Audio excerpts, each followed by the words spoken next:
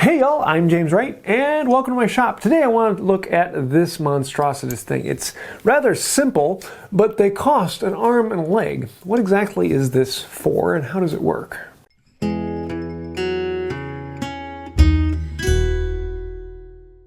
This is the Stanley 386. It is a fence that can mount onto the side of a plane to give you either correct angles or give you a nice square jointing fence. Now most people, when they get this, they're thinking they're going to use it for jointing to make sure they have a 90-degree angle. And you can do it for that, but we'll talk about that in a minute. But there's a lot of other uses I really want to go over and show how exactly does this get used. You can put it on the side of most any Stanley Bailey plane, but today we're going to be putting it on my number 7.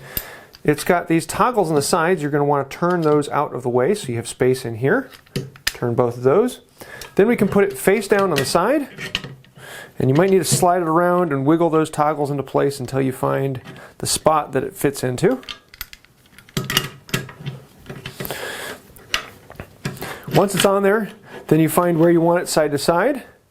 And I like to tighten these thumb screws down just a little bit first. There's 2 thumb screws right here, 1 and 2.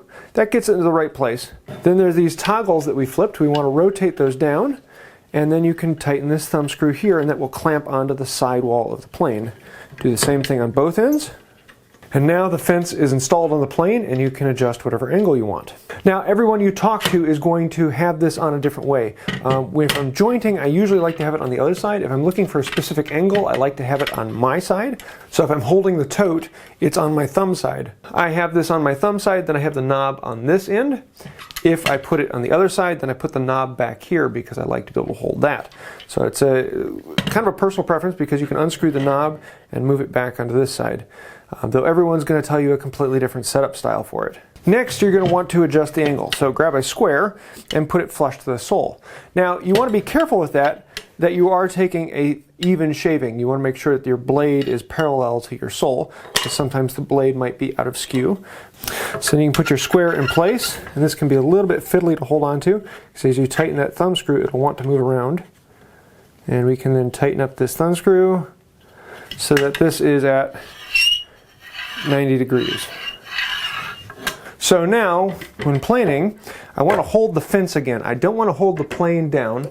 The fence against the side is what's important. So I'm going to put my fingers down here, put my thumb and forefinger onto the knob, and I'm just going to hold it on the side, try planing a little bit above the height, and then bring it back and engage it.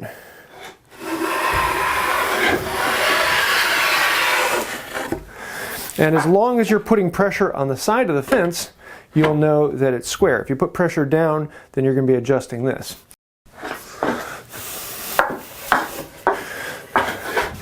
This takes a little bit of getting used to of holding it, making sure everything is the way you want it to, because theoretically I should be able to do it all with this one hand and not use my other hand. But it's much easier to push on the tote. You just want to make sure that you're still holding the fence against the side, so you're getting a nice square cut all day long. Now the place where this really shines is at things that are not 90 degrees. 90 degrees is fairly easy to eyeball, but the nice thing about this is I can pivot this fence and then put it at something else. I could set it right at 45, or I could do something in between. So if I wanted to do French cleats, this could actually come in handy. So just as before, we want to keep the fence tight against there. So I'm going to be holding this, making sure the fence is on there, and I'll run along the edge. And I can slowly take this down. Now normally I'm going to come in with a scrub plane and get this close to shape first because I got to take off a lot of material. But we can do it this way and just take our time and know that every cut is at that precise angle.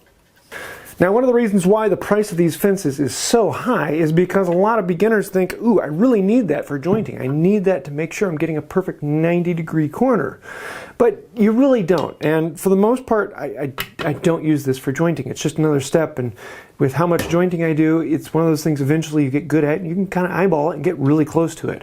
So it's not something I use for jointing and getting a square edge. It's just not worth it in the time-wise. But if I'm needing to do angles and other things like that, it is incredibly useful. Now, is it worth the $100, $150, $200? Maybe, maybe not.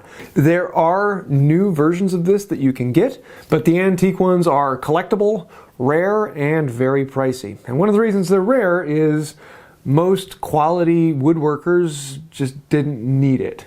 So they didn't make a whole lot of them. But some people do like them, and that's the reason why Stanley made them. So is the fence a necessary tool? No. Is this a fun tool? Yeah, it is kind of enjoyable. It is fun to put on there and play with something new, just as any new tool is.